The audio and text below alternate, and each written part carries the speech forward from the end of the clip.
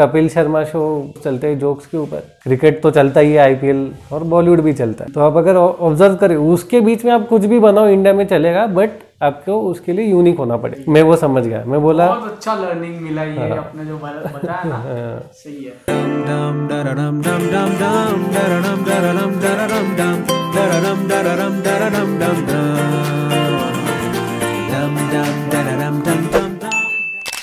Hello, welcome. 12 बजे का time था, 10 मिनट बाकी है 12 को, और ऑन टाइम हूँ। तो अभी हम किसके घर पे जाने वाले हैं वो अभी मैं आपको दिखाऊंगा, उनसे मिलवाऊंगा। यहाँ पे कैमरा भी है, क्या बात है, कैमरा भाई भाई।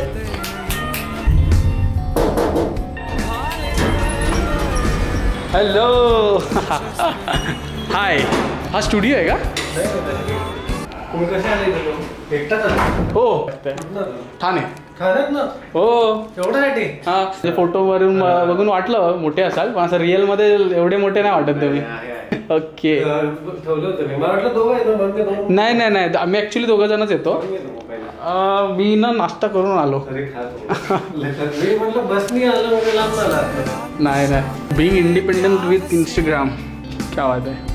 हे सगळं कोणी पाठवलेलं आहे? ओके, मिड डे आपण, मी यांच्याशी भेटलो, बघितलं असेल ना फोटो तुम्ही, सही माणूस आहे ते। पण इंस्टाग्रामनी नाही काय पाठवलं?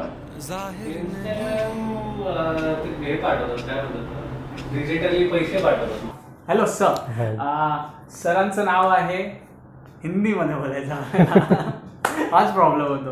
हेलो सर, सर का नाम है ऋषि राज, और आप सबको पता नहीं रहेगा, पिक्सरी आई थिंक, पिक्सरी प्रॉपर बोल रहा हूँ क्योंकि वो नाम ही अलग है, तो उसका मीनिंग भी हम जानेंगे। मुझे भी अभी तक पता नहीं, मैं सर्च करने वाला था, पर मैं जितना रियल रह सकूं उतना सर्च करते तो मिलता भी नहीं। अच्छा ओके, हाँ मैं टाइप कर रहा था आपका, लेकिन सेव करने के लिए वो ऑटो में आता है ना, उसमें भी नहीं आ रहा था। तो ओके, तो सर का अकाउंट है इंस्टाग्राम पे पिक्सरी नाम से, और वहाँ पे ना जो वो रील्स अपलोड करते, पोस्ट करते, वो लिटरली मिलियंस में शेयर्स होते हैं, और उनके फॉलोअर्स भी अभी 1 मिलियन टच करने वाले हैं। तो सही है सर। सर आपने कभी सोचा था क्या? कभी नहीं सोचा था। 6 महीने पहले तक भी नहीं सोचा था। ओह गॉड। तो सर का ना एक्सेप्शनल ग्रोथ है, तो उसके बारे में हम बात करेंगे। और आई थिंक सर आप पहली बार किसी वीडियो में आ रहे हो, मतलब सब फेस सामने आने वाला है ना एक आपका? हाँ, फेस ये शायद पहली बार ही है। हाँ, तो एक्चुअली सर से मेरी बात हुई थी, तब मुझे पता था, आई थिंक सर कभी किसी के सामने नहीं आए। तो सर ने लिटरली, मतलब मैंने अभी तक एक भी पोस्ट नहीं किया है अभी तक, मेरा पॉडकास्ट है ना, किसी को भी मैंने दिखाया नहीं है। सर को कहा कि सर तो इतने बड़े फॉलोअर्स हैं, फिर भी कुछ भी फिर भी उन्होंने हमें टाइम दिया है। सर के फॉलोअर्स नहीं है, सर के पेज के फॉलोअर्स है। हाँ, सर वही हो जाता है। तो सर ने बहुत इतने कम फॉलोअर्स रहने के बावजूद भी हमें एक टाइम दिया है, तो उनसे वही सवाल पूछूंगा जो आपके लिए थोड़े हेल्प हो जाए, उन वो सवालों के वजह से आपके भी मन में जो सवाल है वही पूछने वाला हूँ, क्योंकि मैं भी आपके ऐसे ऑर्डिनरी हूँ। तो अभी शुरू करते हैं सर। शुरुआत आपके पेज के अकाउंट के नाम से ही शुरू करते हैं। पिक्सरी का मतलब क्या है? पिक्सरी का मतलब कुछ भी नहीं है, सच में, सच बोलूँ तो। ओके। 2019 में मुझे एक कंपनी फॉर्म करना था, तो उसके लिए मैंने नाम रखा था द रेज स्टूडियो, बट वो कॉपीराइट ही नहीं मिला उसका, वो नाम रजिस्टर ही नहीं हुआ, क्योंकि MCA जो गवर्नमेंट की अथॉरिटी है, उन्होंने कहा कुछ अलग नाम लेके आओ, अभी जेनरिक नाम नहीं चलते, नहीं रजिस्टर होते।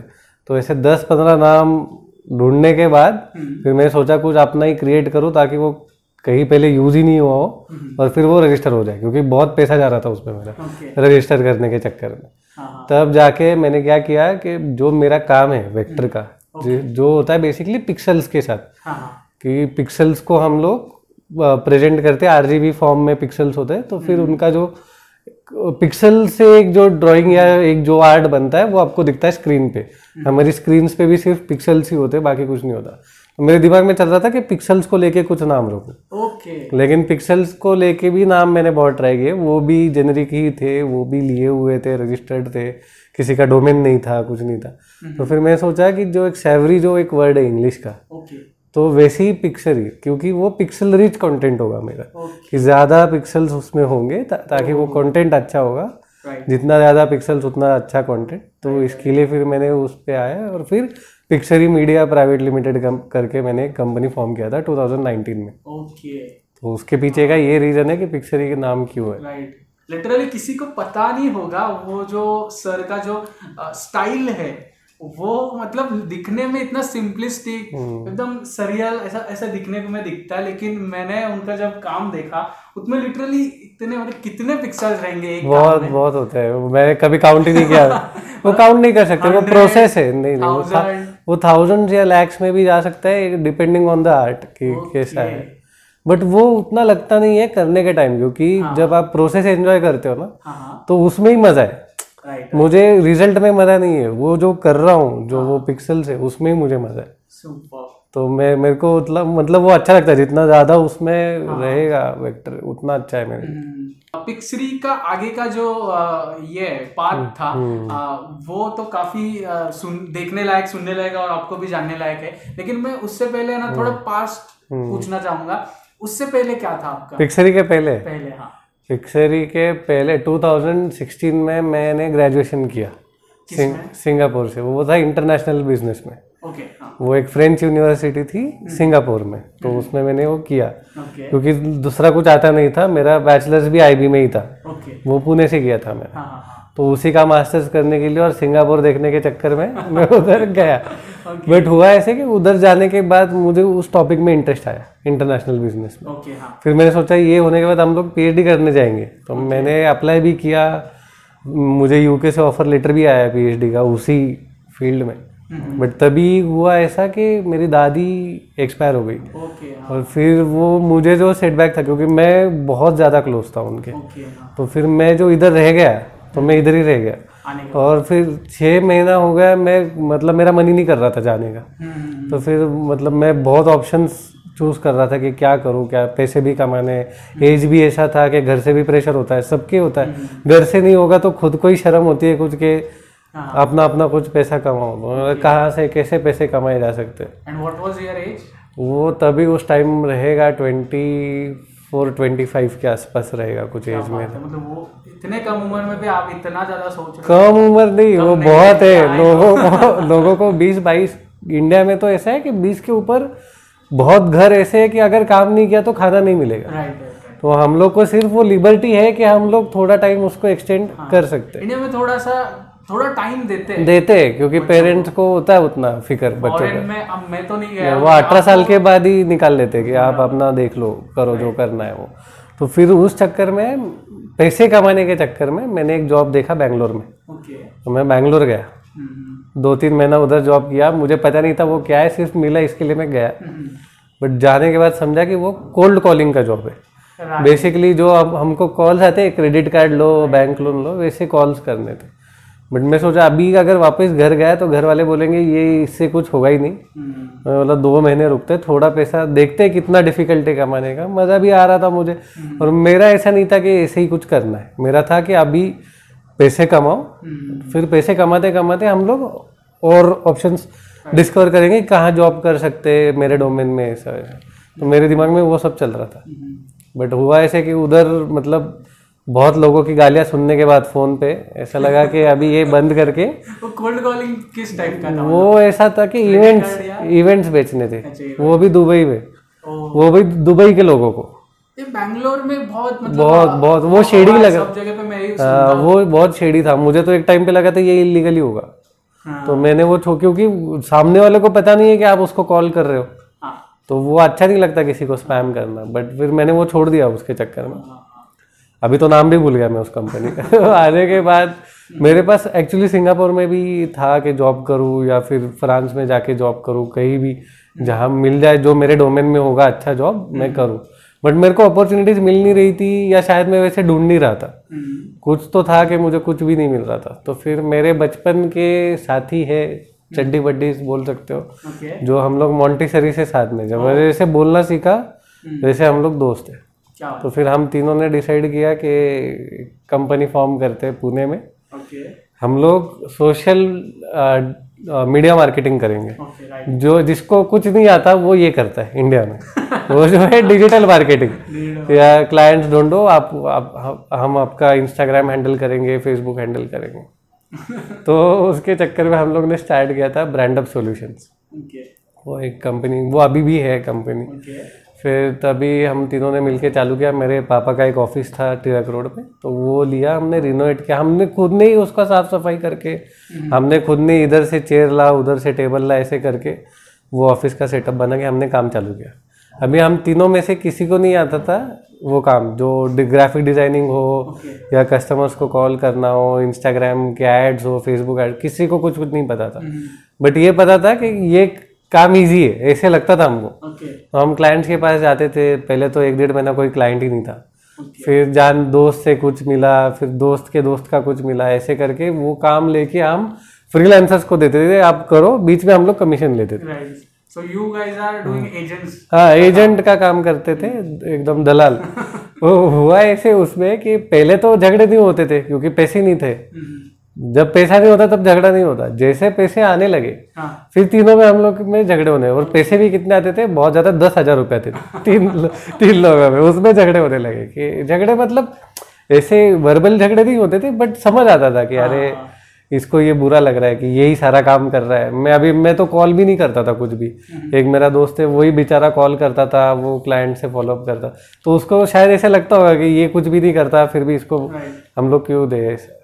तो फिर मैंने सोचा कि जो हमारे पास वो फ्रीलांसर जो था ग्राफिक डिजाइनर, कि वो क्या करता है, वो हम लोग में किसी को सीखना पड़ेगा ताकि बाहर नहीं देना पड़े काम और पैसे रहे अपने पास।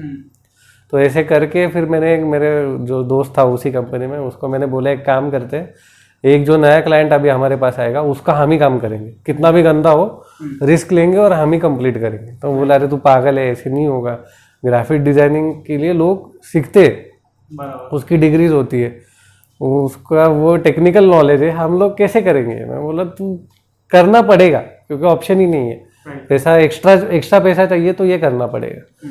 तो फिर हम दोनों ने यूट्यूब पे वीडियोस देखना चालू किया, मैंने और उसने। उसको थोड़ा ऑलरेडी उसमें नॉलेज था क्योंकि वो कंप्यूटर इंजीनियर था, मतलब उसको बहुत ज़्यादा नॉलेज था सॉफ्टवेयर का। तो फिर वो भी सीखता था, वो मुझे बताता था कि ये ट्राई कर, वो ट्राई कर। फिर मैंने भी देखा। अभी मेरे पास वो एडोबी परचेस करने का भी पैसा नहीं था, वो जो फोटोशॉप है, इलस्ट्रेटर है, तो बोला ये कैसे सीखेंगे, अभी ये इतना महंगा है, 3-3 हज़ार रुपये महीना कौन दे, 15 दिन का फ्री ट्रायल है। क्रैक नहीं आता था वो क्रैक का प्रॉब्लम ये था कि मुझे किसी ने बताया था अगर क्रैक यूज करोगे और फिर वो पकड़े गए तो कंपनी बंद करना पड़ेगा। तो मेरे दिमाग में वो टेंशन था कि कंपनी ना बंद हो। तो मैं बोला अभी क्या करें। और ऐसा था कि रिलायबल सॉफ्टवेयर इसके लिए चाहिए था ताकि उसमें काम करूँ तो उसमें रिवीजन भी हो तो मैं दे सकूँ। क्रैक वर्जन हो गया, वो बंद हो गया, फिर क्लाइंट जाएगा प्रिंटिंग शॉप पे, फिर उधर झगड़े नहीं हो। तो फिर मैं गूगल पे सर्च किया कि फ्री ग्राफिक डिजाइनिंग सॉफ्टवेयर, तो पहले आया ग्रेविट डिजाइनर। तो मैं बोला चलो ये फ्री है, इसको डाउनलोड करते। तभी उसमें प्रीमियम वर्जन था ही नहीं, सिर्फ फ्री वर्जन ही था उसमें, कंप्लीटली फ्री। तो फिर वो डाउनलोड किया। कौन सा था? ग्रेविट डिजाइनर, जो आज भी मैं वही यूज करता हूँ। Graphic designer, Gravit designer. तो फिर उस पे भी ट्यूटोरियल्स नहीं थे ज़्यादा क्योंकि वो सॉफ्टवेयर ही नया था। तो मैं बोला अभी इसमें कैसे यूज़ करें, और बहुत कम उसमें फीचर्स थे कंपेयर टू इलस्ट्रेटर और फोटोशॉप। लेकिन फिर भी मैंने बोला इसमें ही करेंगे, यही देंगे क्लाइंट को, उसको पसंद आया तो पैसे लेंगे, नहीं पसंद आया तो नहीं देंगे। That was your first client? हाँ, तो फिर एक वो यो वॉफल्स एंड फ्राई करके एक रेस्टोरेंट था, तो उनको चाहिए था कि लोगो तो हमने वो फ्रीलांसर से बनाया था। अभी उनको चाहिए था कि पैकेजिंग की वॉफल जिसमें रखेंगे, उसके कोन का डिज़ाइन, फिर वो एक बॉक्स का डिज़ाइन है। तो फिर मैंने यूट्यूब पे इतने ज़्यादा वीडियोस देखे कि पैकेजिंग कैसे डिज़ाइन करना है, फिर वो लोगो में से एलिमेंट्स उठा के मैंने वो डिज़ाइन किया जो पैकेजिंग का था। और फिर मेजरमेंट से, मैं तो कंप्यूटर के स्क्रीन पे मैंने स्केल रख के किया क्योंकि पता ही नहीं था कि उसमें मेजरमेंट्स कैसे होते। मैं बोला भाई करके देखते हैं, ये अगर हुआ तो ठीक है। तो फिर हमने वो किया, वो प्रिंट शॉप पे भेजा। तो फिर उधर से उसका फ़ोन आया कि हमको वो CDR फाइल में चाहिए। तो मुझे तब समझा कि इंडिया में कोरल ड्रॉ ज़्यादा चलता है जो प्रिंट करते उनके पास, अभी वो भी महंगा था। तो फिर हम लोग ने वो सारे डिज़ाइन PDF फॉर्म में किसी और दोस्त को भेजे जिसके पास कोरल ड्रॉ था। उसने फिर वो एक्सपोर्ट किए CDR में, वो फाइल्स हमने वो प्रिंटर के पास जाके दिए उसको, उसने प्रिंट करके वो बोला हाँ ये प्रिंट हो सकता है डिजाइन। तब ऐसा लगा था इसने खरीदा नहीं खरीदा तो भी ठीक है, ये एटलीस्ट प्रिंट करने लायक हम लोग ने कुछ डिजाइन किया है। तो उसको बोला तू प्रिंट कर दे। हमने वो प्रिंट करके उसको दिए, वो होटल वाले, उसको पसंद आए, उसने पैसा दिया। उस दिन मैं पागल हो गया था, मैं बोला ये पहली बार ज्यादा पैसा आया किसी को काम दिए बिना। तो ये कमाई कितनी थी? वो कुछ 3-4 हजार रुपए थी, वो भी तीनों में मिला के, तो 1000 रुपए पर पर्सन पार्टी का काम। बट मैं सोचा कि यही फ्रीलांसर को देता तो वो 2000 लेता, 1000 रुपए 3 को मिलते। तो उससे अच्छा ना क्या, तभी 1000 रुपए भी बहुत लगते थे मेरे को। अरे ये बहुत ज्यादा अच्छा काम है, ये सीखना पड़ेगा, फिर हम ही काम लेंगे, हम ही करेंगे। तो उसके चक्कर में हुआ गया कि क्लाइंट मिल नहीं रहे थे। एक क्लाइंट मिल गया नसीब से, लेकिन बाद में जो रेफरल, क्योंकि वो काम इतना अच्छा किया भी नहीं था कि वो देख के कोई आए। तब मैंने फिर बहुत रियलाइज किया कि करना क्या पड़ेगा इसमें। एक तो है कि इतना लाइटली नहीं ले सकते, क्योंकि लोग इसको 6-6 साल 8-8 साल सीखते, तो हम लोग इतना उसको डिसरिस्पेक्ट करके इसमें से बिजनेस नहीं कर सकते। क्योंकि अगर वो लोग उतना मेहनत डाल रहे हैं, जब तक हम उतना मेहनत उसमें नहीं डालेंगे तो हमारा हक भी नहीं बनता कि हम पैसे ले उस चीज़ का। मैंने सोचा कि अभी दिन रात सिर्फ बैठ के इसको सीखना है, पहले सिर्फ सीखना है, बाद में देखेंगे क्लाइंट किधर से आना है। तो मैंने उस कंपनी से एग्जिट लिया, ब्रांड अप सॉल्यूशंस। क्या एज था तब आपका? तब एक 6-7 महीने ही हो गए उस कंपनी को। 2017 के आसपास। मतलब अभी हाल ही? हाँ, लॉकडाउन के 2-3 साल पे। तो फिर मैंने एग्जिट लिया। मैं बोला कि आप कंटिन्यू करो दोनों, वो दोनों आज तक कर रहे, अभी अच्छा कर रहे दोनों। फिर मैंने सिर्फ सीखा ग्राफिक डिजाइनर, उसमें मैंने ट्राई किया कि मैं क्या क्या कर सकता हूँ। फिर तभी मैं क्या करता था, पोस्टर्स ड्रॉ करता था हॉलीवुड मूवीज़ के ग्राफिक डिजाइनर में, और मेरा एक पेज था ग्राफिक डिजाइन्स करके, उसमें मैं पोस्ट करता था उसको। मुझे कॉन्फिडेंस तब आया कि जब ग्राफिक डिजाइनर जो सॉफ्टवेयर था उन्होंने फॉलो बैक किया। उनको लगा शायद उनका ही अकाउंट है, क्योंकि मेरा नाम वैसा था। बाद में उन्होंने अनफॉलो किया जब उनको पता चला कि ये कोई और ही है। बट उसकी वजह से मुझे कॉन्फिडेंस आया था कि हाँ चलो काम हमारा अच्छा हो रहा है इधर कुछ। फिर वो सीखते सीखते सीखते सीखते इतना कॉन्फिडेंस आ गया था कि मैं अच्छे लोगोस डिजाइन करना सीख गया था। ब्रांड आइडेंटिटी हो, लोगोस हो, ये सारी चीज़ें बहुत अच्छी मुझे आने लगी थी। और फिर टाइम में ये 2-2.5 साल का पीरियड था उसमें। 2019 तक मैं आपने कोर्स कर दिया। हाँ, तो 2017 के स्टार्ट से 2019 के अगस्त तक सिर्फ सीख रहा था। तो आपको मतलब ऐसा दिमाग में आया नहीं कि प्रोफेशनली जाके कोर्स करूं? नहीं, अभी उसमें वो प्रॉब्लम था मेरा कि मुझे उतना टाइम नहीं था। एक तो डिग्री करता तो 3-4 साल मुझे डालना पड़ता, और मुझे किसी इंस्टीट्यूट से कोर्स नहीं करना था, क्योंकि मैं समझ गया था कि वो टूल सिखाते, दे डोंट टीच आर्ट, कि इमेजिनेशन नहीं सिखाते, क्रिएटिविटी नहीं सिखाते, दे वो टूल सिखाते कि ये सॉफ्टवेयर ऐसे होता है, पेन टूल ये होता है, ये होता है। मतलब इधर सीख के फायदे, वो तो यूट्यूब पे भी है ना, तो मैं क्यों खर्चा करूँ। तब जाके फिर 2 साल सीखने के बाद मैंने मेरे एक दोस्त के कंपनी का लोगो डिज़ाइन किया। वो बाजू में ही रहते इधर, अभी जीत गदरे करके, तो उन्होंने ही दिया। मैं बोला मैं चार्ज नहीं करूँगा, मैं आपको बना के दूंगा, आप मुझे ऑनेस्टली बताना कि कैसे। उनका भी एक्सटेंसिव बैकग्राउंड है कॉरपोरेट में और हर चीज़ में, तो मुझे पता था कि ये ऑनेस्टली रिप्लाई करें। और जैसे फिर वो लोगो डिज़ाइन हुआ, उनको इतना पसंद आया कि उन्होंने उसको रजिस्टर किया, वो रजिस्टर भी हुआ। क्योंकि लोगो अगर रजिस्टर करना है इंडिया में तो बहुत डिफिकल्ट काम है। कैसे, मतलब क्या? क्योंकि वो गवर्नमेंट को MCA की एक वेबसाइट है, उनको MCA अथॉरिटी है, उनको भेजना पड़ता है। फिर वो देखते हैं कि उसके जो कलर्स है, उसका जो डिज़ाइन लैंग्वेज है, उसके जो डिज़ाइन एलिमेंट्स है, उसमें जो नाम है, वो कहीं किसी और कंपनी के लोगो या रजिस्टर्ड मार्क के साथ थोड़ा भी मतलब अगर सिमिलरिटीज रहा उसमें, तो वो रिजेक्ट करते। यूजुअली ऐसा होता है कितना भी यूनिक करो वो हियरिंग तक जाता ही है। मतलब उधर जाके उनको एक्सप्लेन करना ही पड़ता है कि ये अलग क्यों है, तब जाके वो होता है। बट ये जो लोगो था ये बिना हियरिंग के रजिस्टर हो गया। तब मुझे कॉन्फिडेंस आ गया कि चलो, मतलब ऐसा नहीं कर रहा हूँ मैं कि ये लोगों का है ये उठाओ, उस लोगों का वो जो इंडिया में चलता है बेसिकली लोगो डिजाइन, मतलब क्या, जिसका जो पसंद है वो मिक्स करके एक खिचड़ी बना के लोगो बनाते हैं। बट मेरे दिमाग में था कि एक ज्योमेट्रिक लोगो हो, उसके पीछे कुछ मैथ्स हो, उसमें कुछ मीनिंग हो, वो कन्वे क्या कर रहा है, मतलब मुझे वो फील और वो जो ब्रांड है वो उसमें दिखना चाहिए। वो लोगो ही बताना चाहिए कि वो ब्रांड कैसा है, उसको क्या बोलना है। तो उस हिसाब से मैंने वो किया था और वो हो गया रजिस्टर्ड। तब जाके वो सबको पसंद आया। तो फिर ऐसे रेफरल्स के थ्रू इतने ज़्यादा मेरे पास आए लोगोस, तो मैं सिर्फ लोगोस ही डिज़ाइन करता था। और ये वो एक चीज़ थी जिसके ऊपर मैं बहुत ज़्यादा प्राउड फील करता था, क्योंकि मुझे पता था कि मेरा काम बहुत अच्छा है, मतलब जो इंडस्ट्री स्टैंडर्ड है उससे अच्छा है मेरा काम। ये मुझे कॉन्फिडेंस आ गया था, जो पहले बिल्कुल नहीं था। और मुझे लगता था कुछ भी कर रहा हूँ। फिर उसको लेके मैंने पिक्चरी फॉर्म किया था कि अभी हम लोग, मैं एक कंपनी फॉर्म करता हूँ, पिक्चरी मीडिया प्राइवेट लिमिटेड, जिसमें मैं सिर्फ लोगो डिज़ाइन करूँगा। और सिर्फ अच्छे जो मतलब जिनको सच में एक यूनिक और ट्रेडमार्क करना है लोगो, उनके लिए ही करूँगा। तो पिक्चरी बेसिकली पहले एक लोगो कंपनी, लोगो मेकर कंपनी बोल सकते हैं। और ब्रांड आइडेंट सिर्फ उसमें ही था मैं कि यही करो। फिर मैंने बाद में सोचा कि वेबसाइट डिज़ाइन करते हैं, फेसबुक एड्स चालू करते हैं, तो वो सब मैंने उसमें किया। तो क्लाइंट्स भी आ रहे, वो ये बात है September 1 को चालू है पिक्चरी। थोड़ा वो एड्स का थोड़ा और अच्छे से बताओगे तो। एड्स का ऐसे था, मेरे को तो उसमें इतना नॉलेज नहीं था, फेसबुक एड्स और इंस्टाग्राम एड्स में। बट मैंने क्या किया था, एक इंटर्न हायर किया था जिसको उसकी बहुत ज़्यादा समझ थी। तो उसके थ्रू मैं मेरे क्लाइंट्स के एड्स रन करता था फेसबुक पे और इंस्टाग्राम पे। I used to earn out of it, जो कमीशन बचेगा उसमें। बट मेरा जो काम था, मैं बेसिकली जाके सिर्फ लोगो डिज़ाइन करता था, उनके लिए पैकेजिंग डिज़ाइन करता था। मतलब मैंने कम से कम नहीं बोलूँ तो 2019 से सितंबर के 2020 के फेब तक सिर्फ लोगोस डिज़ाइन किए और 30-35 लोगोस डिज़ाइन किए थे। और सब अच्छे लोगोस डिज़ाइन किए थे। मैं चार्ज भी बहुत ज़्यादा करता था तब। मतलब अगर पुणे में देखोगे आप लोगो डिज़ाइन करने जाओ, 2-2.5 हज़ार से लेके एक कंपनी में जाओ तो 25-30 हज़ार, 1.5-2 लाख, कैसे भी उसका रेंज डिपेंड करता है कि कौन आर्टिस्ट है, कौन सी कंपनी है, उसके पीछे कितना काम गया है ये। बट मेरे जैसा एक कि जो नया है इस फील्ड में, उसके लिए 2-2.5 हज़ार रुपये बहुत ज़्यादा था।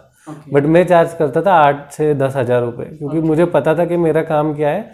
इनको क्लाइंट्स को बाद में बिल्कुल तकलीफ नहीं होगा रजिस्टर करने के लिए या फिर उसको पैकेजिंग पे डालने के लिए, क्योंकि मैंने वो कलर्स वो सब बहुत सोच समझ के डिज़ाइन किया था कि वो दूर से कैसे दिखेगा, पास से कैसे दिखेगा, पेपर पे कैसे दिखेगा, स्क्रीन पे कैसे दिखेगा। उसका एक छोटा लोगो बनाना हो, एक सिर्फ मार्क, तो वो कैसे बनेगा। वो लोगो से उनके इंस्टाग्राम की डिज़ाइन लैंग्वेज कैसी होगी, वेबसाइट की, मतलब इतना उसमें सोच जाता था कि मैं वो क्लाइंट को समझा नहीं पाता था। बट क्योंकि अगर वो एक कंपनी के पास आते तो शायद कंपनी उनको समझा पाती, बट मैं अकेला था इसके लिए, और मेरी कम्युनिकेशन स्किल्स इतनी अच्छी नहीं है। मैं मतलब बहुत जल्दी बोर हो जाता, बहुत जल्दी बोर हो जाता हूँ मैं कि एक्सप्लेन करना हो तो मैं एक्सप्लेन नहीं करता था। बट जिनको ट्रस्ट था उन्होंने दिया उनका काम, और वो 30 लोगों मैंने डिज़ाइन किए उसके बीच। तो प्रॉफिटेबल था बिजनेस, बट इतना भी नहीं था कि एक मैं सस्टेन करूँ उसके ऊपर। तो फिर हुआ ऐसे कि लॉकडाउन आ गया हमारा। अभी जैसे लॉकडाउन आ गया तो फिर जैसी दुनिया की हालत थी वैसी मेरी थी कि पता नहीं क्या होगा आगे, क्या होगा, ये रहेगा नहीं रहेगा, और क्लाइंट्स आएंगे नहीं है। तो 1 महीना उसमें ही चला गया सोचते सोचते कि क्या होगा, पैसे ख़त्म। फिर समझा कि अभी क्लाइंट्स तो आएंगे नहीं, क्योंकि कंपनीज ही बंद थी, किसी को स्टार्टअप की आइडिया सब बंद हो गई, क्योंकि लॉकडाउन है, लॉकडाउन के बाद देखेंगे क्या करना है। मैं बोला अभी इसमें तो काम नहीं कर सकते, क्योंकि ये अगर 2 साल चला तो 2 साल क्या करेंगे। तो मैं बोला चलो अभी पहले तो एक ब्रेक लेते हैं, सोचते हैं कि करना क्या है इस स्पेस में, फिर डिसाइड करेंगे। तो मैंने क्या किया, सब जगह अनसर्टेनिटी। किसी भी दोस्त को फ़ोन लगाओ वो बोलता था अरे पता नहीं ये कब खुलेगा। किसी बिजनेस वाले को फ़ोन लगाओ बोलता था अरे ये क्या हो गया अभी पता नहीं क्या होगा। सब निगेटिविटी हर जगह। मतलब इनको एंटरटेन करेंगे, लोगों को कुछ तो एंटरटेन करेंगे, जो मेरे पास स्किल है उसमें। तो मैंने क्या किया कि पहले देखा कि इस स्पेस में क्या कंटेंट है इंस्टाग्राम पे। मुझे यूट्यूब का था ही नहीं, क्योंकि मुझे उतना लंबा कंटेंट बनाना ही नहीं था। बेसिकली 15-20-30 सेकेंड का मुझे बनाना था, क्योंकि मुझे डेली पोस्ट करना था कुछ तो। फिर मैंने देखा तो कैरिकेचर्स थे, फिर मैंने देखा मीम्स थे, बहुत सारी चीज़ें थी। मैं बोला ऐसा कुछ करना चाहिए कि जो इंडिया में किसी ने नहीं देखा आज तक, मेरा स्किल यूज़ करके और उनकी एक पसंद निकाल के। क्योंकि आपको तभी इंटरेस्ट आएगा एक चीज़ में जिस अगर वो कंटेंट में आपकी कोई पसंद की चीज़ हो। और आपका कुछ नया ही था इसीलिए सबने एक्सेप्ट तो फिर मैंने एक आइडेंटिफाई किया कि लोगों को गाने बहुत पसंद है, सॉन्ग्स, सबको सॉन्ग्स पसंद है। इंडिया में ऐसा कोई नहीं होगा जिसको आप बोलेगे अरे आपको बॉलीवुड के गाने पसंद है और वो नहीं बोलेगा, ऐसा रेयरली होगा। और जो ऐसा बोलेगा फिर वो मतलब मैं पता नहीं उसके लिए क्या बोलूँ, बट मैंने वो आइडेंटिफाई कर लिया था कि लोग really businessman type of mind. ऐसे नहीं, बट अगर हम लोग देखें ना, छोटी छोटी चीज़ ऑब्जर्व अगर करें तो मैं अभी भी इंडिया में 2-3 चीज़ें ऐसी है कि हर इंडियन को पसंद है। क्रिकेट, बॉलीवुड, म्यूजिक है बॉलीवुड का, मूवी डायलॉग्स वो सब है, और जोक्स। तभी आप अगर देखें तो कपिल शर्मा शो, ये सारे शोज चलते हैं जोक्स के ऊपर। क्रिकेट तो चलता ही है, आईपीएल, और बॉलीवुड भी चलता है। तो आप अगर ऑब्जर्व करें उसके बीच में आप कुछ भी बनाओ इंडिया में चलेगा, बट आपको उसके लिए यूनिक होना पड़ेगा। मैं वो समझ गया, मैं बोला बहुत अच्छा लर्निंग मिला ये आपने जो बताया ना। सही है। तो फिर मैं सोचा अगर मैं मीम्स करूँगा तो मेरा एक मीम पेज बन जाएगा, लोग हंसेंगे, बट वो कभी बैन होगा किसके हाथ में नहीं, वो मीम पेज ऐसे ही उड़ते धनाधन, हर रोज उड़ते फेसबुक। अच्छा ऐसा होता है? हाँ, 1-1 मिलियन फॉलोअर्स वाले मीम पेज वो डिलीट करते क्योंकि कंटेंट उसका नहीं है ना, किसी और का पिक्चर लेके उसमें कुछ डायलॉग डाल के यू आर पोस्टिंग इट, तो ऐसा होता है वो उड़ते। तो मैं बोला ये नहीं कर सकते, कैरिकेचर्स नहीं कर सकते क्योंकि बहुत लोग हैं उसमें। फिर मैंने देखा क्रिकेट का करने जाऊँ तो एक शॉट अगर मुझे एनिमेट करना है तो मैं बोला मुझे 1 हफ्ता जाएगा, तो हर रोज रील कैसे पोस्ट करूँ। तो कुछ ऐसा चाहिए कि जो मैं एक दिन में बना सकूँ और म्यूजिक डाल सकूँ। तो ये क्लियर था आपका कि ऐसे कुछ ऐसे ही कुछ करना है। तो फिर मैंने क्या किया कि एक फ्रेम ढूंढा, जिंदगी ना मिलेगी दोबारा, कैसी टीवी देखते देखते वो मुझे दिखा। बोला ये बहुत इजी है क्योंकि ये सिर्फ बैठे गाड़ी में, तीनों गाड़ी चल रही है, मुझे क्या करना है बैकग्राउंड सिर्फ पीछे मूव करना है ताकि ऐसा लगे गाड़ी मूव हो रही है। तो मैंने वो ड्रॉ किया, वो अच्छा लगने लगा दिखने को, मतलब ये कुछ अलग लग रहा है। और फिर अभी उसमें क्या करेंगे, मैं बोला इसमें वो पोएम डालेंगे जो लोग रिलेट कर सके उसको। ऑलरेडी अनसर्टेनिटी है तो फिर तो जिंदा हो तुम मैंने उसमें डाल दी पोएम, और फिर मैंने वो पोस्ट किया बिना सोचे कि ये ज़्यादा वायरल होगा कुछ होगा। मैं बोला सिर्फ एंटरटेन करना है। मेरे फॉलोअर्स तभी थे कुछ 80 फॉलोअर्स थे मेरे, और उसमें से 40-45 मेरे घर वाले थे सब। तो एक तो फिर सबका पहले आया कि ये क्या पोस्ट किया, क्योंकि तब तक मैं लोगोस डाल रहा था, ब्रांड आइडेंटिटी डाल रहा था उसी पेज पे, अचानक से तूने ये क्या पोस्ट किया, इसका क्या मतलब है, ये मतलब पागल तो नहीं हो गया है? क्योंकि नहीं वैसे एक कंपनी का पेज है, उसमें तू ऐसे बॉलीवुड का कुछ भी एक कंटेंट डाल रहा है, ऐसे थोड़ी है सब। मतलब बहुत लोगों ने मुझे बोला अरे ये क्या कर रहा है तू, गालियाँ भी दी दोस्तों ने कि ये क्या है, समझ सकते हो क्या गाली दी होगी। तो मैं बोला ठीक है अभी क्या पोस्ट तो करूँगा, पसंद है तो लाइक करो। तो फिर उसमें 10 लाइक्स आई थी, मैं उसमें खुश हो गया था कि क्योंकि पहले 2-3 लाइक्स ही आती थी। तो 10 लाइक्स में मैं खुश हो गया कि मतलब बॉलीवुड का गाना चल गया। तो बोला ये अच्छा ठीक है, 10 लाइक्स में खुश हो गया। फिर एक फेसबुक पे पेज था सटल करी ट्रेट्स करके या डेटिंग ऐसे कुछ था, मैं भूल गया ना। उसमें मैंने वो पोस्ट किया क्योंकि वो फेसबुक ग्रुप क्लोज था, उसमें सब बॉलीवुड की बातें करते थे, बॉलीवुड की। तो मैंने उसमें डाला, उसमें 400-500 लाइक आए, लोग कमेंट करने लगे, एक दूसरे को टैग करने लगे। मैं बोला ये ऐसी चीज़ है कि लोग शेयर करेंगे, और मुझे कुछ ऐसी चीज़ बनानी थी कि लोग जिसको खुद शेयर करें, ताकि तभी वो वायरल होगा, नहीं तो वो नहीं होगा। और लोग क्यों शेयर करेंगे जब मेरा उसमें कुछ नहीं हो, पहले क्यों नहीं करते थे क्योंकि मैं लोगों के डिजाइन डालता था। अभी फिर लोग उसको शेयर क्यों करें, दूसरे के एडवर्टाइज क्यों करें, और सामने वाला भी सोचता है इसका अगर मैं शेयर करूंगा तो ये बड़ा तो ऐसे होता है ना। तो फिर मैं सोचा ऑर्गेनिक कंटेंट हो जो लोग खुद रिलेट करें, उनको ऐसा लगे यार ये मेरी फीलिंग्स में पोस्ट कर रहा हूँ मेरी स्टोरी पे, उसको लगेगा वही है। तो फिर मैंने वो सोच के फिर मैंने क्या किया, पहले 20-35 बनाया वैसे कंटेंट हॉरिजॉन्टल में, तभी रील्स भी थे बट मुझे इतना पता नहीं था रील्स कैसे यूज करना है। फिर मुझे इंस्टाग्राम का कॉपीराइट स्ट्राइक आया कि ये गाने ऐसे यूज नहीं कर सकते थे पोस्ट में। तो फिर मैंने सारी पोस्ट डिलीट की। फिर मैंने वर्टिकल में उनको बनाया, जो मैं हॉरिजॉन्टल में उनको डिजाइन करता था वर्टिकल में बनाया, रील्स से गाने उसमें डाले, मैंने स्टार्टेड पोस्ट। तो ऐसे क्यों, मतलब क्योंकि रील्स में म्यूजिक ऐड कर सकते हो, पोस्ट में नहीं। क्यों, मतलब तभी था इंस्टाग्राम का भी यूज। उनका था कि रील्स में पोस्ट करो, म्यूजिक का बेसिकली, और ओरिजिनल म्यूजिक यूज करो ताकि जब आपके रील्स को व्यूज आए तो ओरिजिनल म्यूजिक लोग सुने और उनको उन कंपनी को पैसा मिले जिनका वो गाने हैं। अभी पोस्ट में डालेंगे तो उनको कुछ नहीं मिलता उसको, तो उसको एक स्ट्रीमलाइन करने के लिए, पायरेसी बंद करने के लिए ये था रील्स का। तो फिर मैंने उसमें डाले रील्स, फिर वो एकदम ही वायरल, क्योंकि रील्स फीचर ही नया था इंस्टाग्राम में। What was your first viral? वो था TMO। ओके। तो वो ऐसे ही मैंने पोस्ट किया, उसके तब तक 10,000 फॉलोअर्स हो गए थे मेरे। तब तक आपने कितने रील्स अपलोड किए थे? 20-22 रील्स होंगे। रील्स नहीं, पोस्ट जो जब कॉपीराइट स्ट्राइक आने से पहले तक 22 पोस्ट में 10,000 फॉलोअर्स हो गए थे, क्योंकि लोग शेयर करना चालू कर दिया था, शेयर कमेंट टैग करते थे एक दूसरे को। हाँ, कुछ भी नहीं, घर में भी नहीं, ज़्यादा किसी को नहीं पता था कि ये मेरा अकाउंट है। और मैं भी डरता था, पापा को नहीं पता था पहले क्योंकि मम्मी को पता होगा लेकिन पापा को नहीं था। पापा क्या करते हैं? उनका है बिजनेस खुद का, डिस्ट्रीब्यूशन का, बट मैं उनको नहीं बोल पा रहा था क्योंकि फिर वो बोलते तू किया इंटरनेशनल बिजनेस में ग्रेजुएशन, तू कर रहा था कुछ लोगो डिजाइनिंग का, अभी तू कर रहा है ये गाने। तो ये मैं बोला थोड़ा वेट करते, उनको जब समझेगा तो समझेगा तब। अभी उनका क्या रिएक्शन है? तब फिर अभी ऐसा है कि उनको किसी ने बताया कि ये जो गाने है ये तेरा बेटा बनाता है, ऐसा घर में ही किसी ने बताया। तब फिर वो खुश हो गए, तब मैं रिलैक्स हो गया था थोड़ा कि चलो। बट तभी इतने फॉलोअर्स भी नहीं थे, शायद 20-22 हज़ार फॉलोअर्स हुए होंगे। अभी तो सब खुश है एकदम। अभी तो कुछ टेंशन नहीं है। आपके बारे में अगर आप डालोगे ना तो आपको पहचानने लग जाएंगे, फिर उनसे रास्ते में भी मिलेंगे कोई ना कोई आपका बेटा।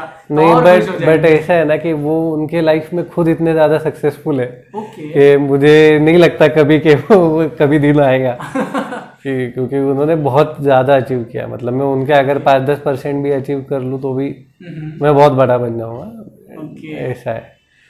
तो उनका अलग फील्ड में है, वो अलग ही लेवल पे है वो। बट मैं मेरा ट्राई कर रहा हूँ कि कहीं कुछ हो जाए।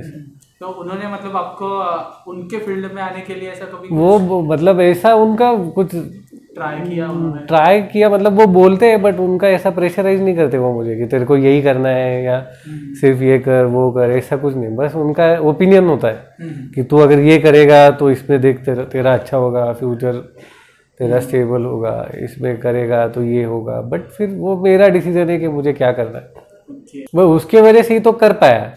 अगर वो प्रेशर देते मुझे, जैसे सिंगापुर से आता तब से अगर बोलते कि तू बाकी सब बंद कर यही कर, तो ये होता ही नहीं कुछ।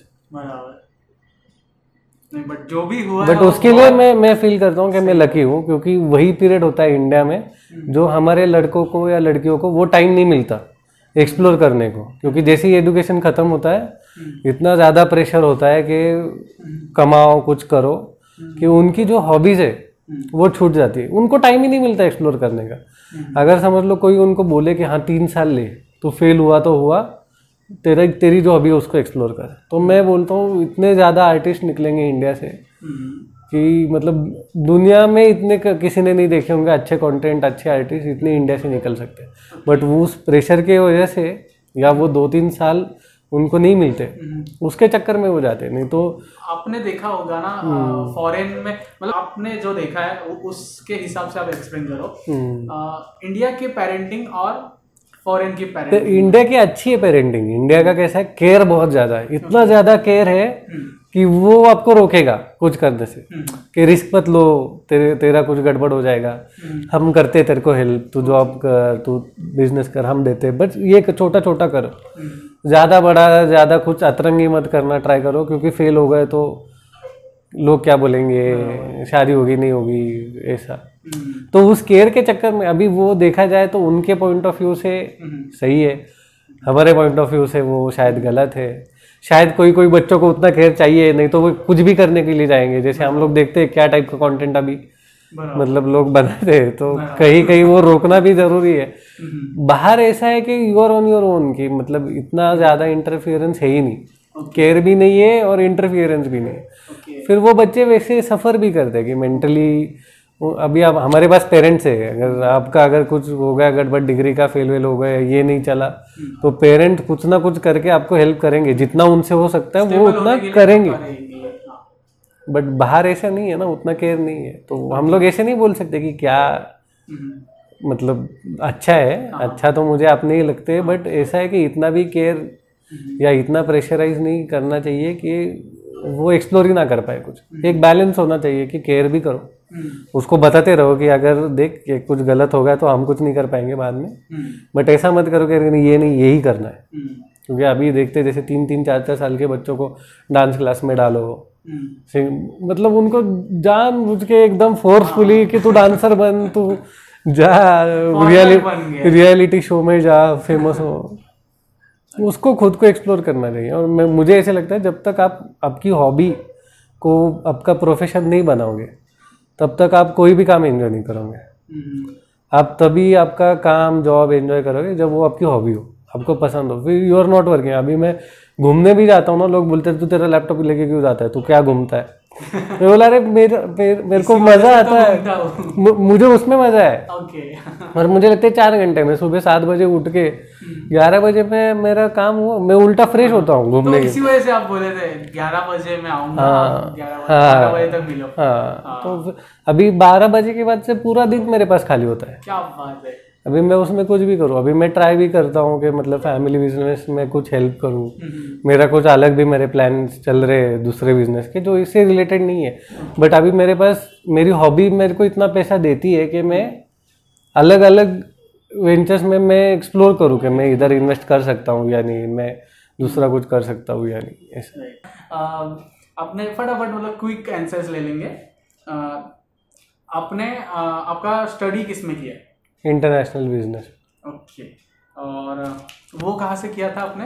वो पुणे में मैंने बैचलर्स किया था BMCC से, और मैंने जो मास्टर्स किया था वो सिंगापुर से किया था। वो कितने साल का रहेगा? वो 2 साल का था वो कोर्स, बट मैं 8 महीने में हुआ था वो। ओके। क्योंकि बाकी का जो प्रोजेक्ट ही था वो इधर आके मैंने किया था। अभी आप क्या कर रहे हो? अभी मैं मतलब मेरी लाइफ एंजॉय कर रहा हूँ सिर्फ गाने सुनता हूँ, उनको ड्रॉ करता हूँ। आपका जो चॉइस है ना गानों का, सही है। अभी वही एक चीज़ है, मुझे लगता है कि मेरे आर्ट से ज़्यादा उसी ने पेज को वायरल बना। मतलब आप पहले से ही म्यूजिक लवर थे? हाँ, गाने सुनते थे? बहुत ज़्यादा गाने सुनता था, आज भी सुनता हूँ।